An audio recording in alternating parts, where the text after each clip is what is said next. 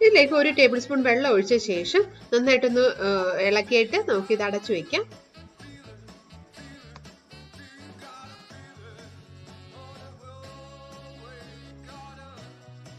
മസാലയൊക്കെ നന്നായിട്ട് ഒന്ന് സോഫ്റ്റ് ആയിട്ട് വന്നിട്ടുണ്ട്.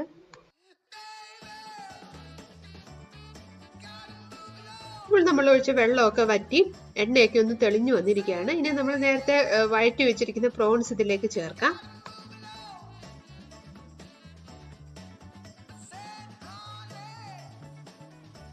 പ്രോൺസ് ഇട്ട ശേഷം എല്ലാം കൂടെ നന്നായിട്ടൊന്ന് യോജിപ്പിച്ച ശേഷം ഇതിലേക്ക് നമുക്ക് അല്പം വെള്ളം ചേർക്കാം.